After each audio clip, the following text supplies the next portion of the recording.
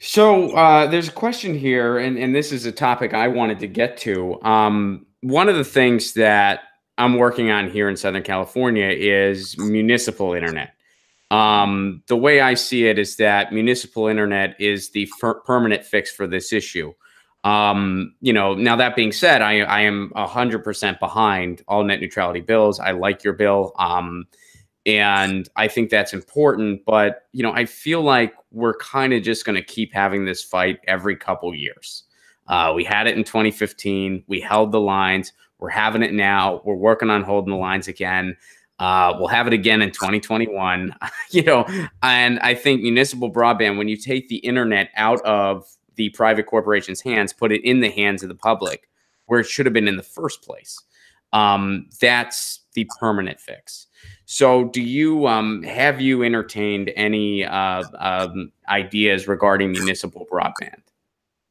Yeah, I'm a big supporter of municipal broadband, and actually, when I was on a member of the San Francisco Board of Supervisors, I worked with my then colleague on the Board of Supervisors, now my colleague in the legislature, Assemblyman David Chu, on legislation to require in San Francisco that as we go through all of the massive amounts of street resurfacing that's happening in the city, that we always lay conduit under the streets so that we can run, insert in the future fiber into those conduits and create our own municipal broadband system. We actually in San Francisco already have an extensive fiber network underneath our streets that is being underutilized. There's been a push in the city, which I support, to really continue to build that out and to create a publicly owned municipal broadband network. I think it's important.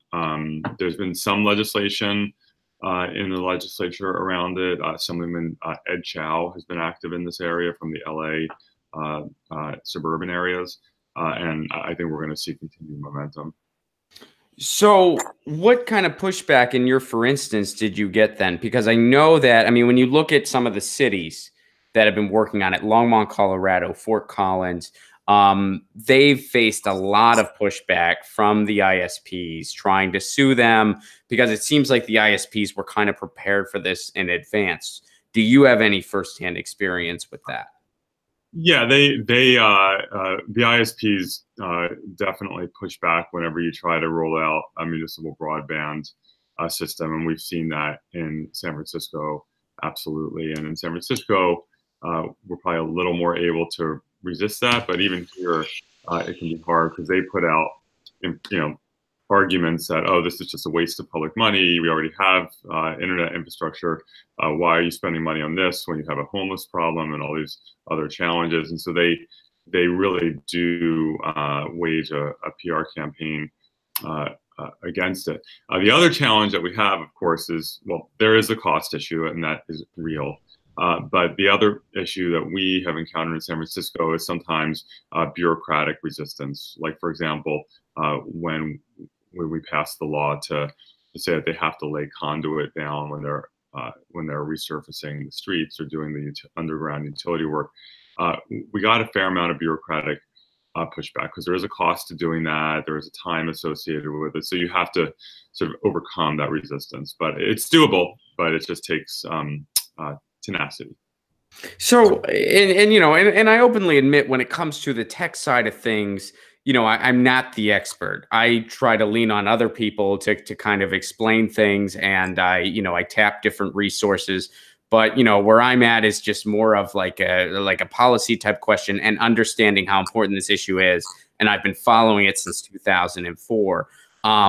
So when I brought it up in the community I live in Pasadena, California, we basically sacked a city hall. That's a weird way to put it, but I announced it publicly. We had a big showing in a city hall, and during the comment period, everybody kept bringing up municipal internet to the point where they were like, okay, we're going to put this on a municipal agenda.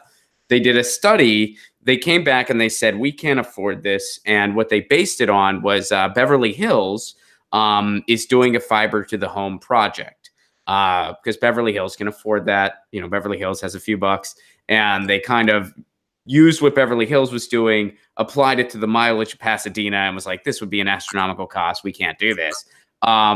So is fiber to the home what you guys have entertained as well? And are you familiar with other methods of getting this done that are perhaps more cost efficient than fiber to the home? Yeah, we definitely looked at fiber to the home. I've been out of city government for a few years now, so I haven't been as intimately involved in all of the cost estimates. So I don't want to comment on something that I might get wrong. I know it is expensive. There's no doubt about it. And so yeah, it's expensive. Absolutely. Fair enough. Get your news on with Ron. Don't you want to know what's going on? We're getting our news on today. Get your news on with Ron. Don't you want to know what's going on? We're getting our news on today. You can tweet me an article at Ron Placone. We'll go through it together and make it our own. Get your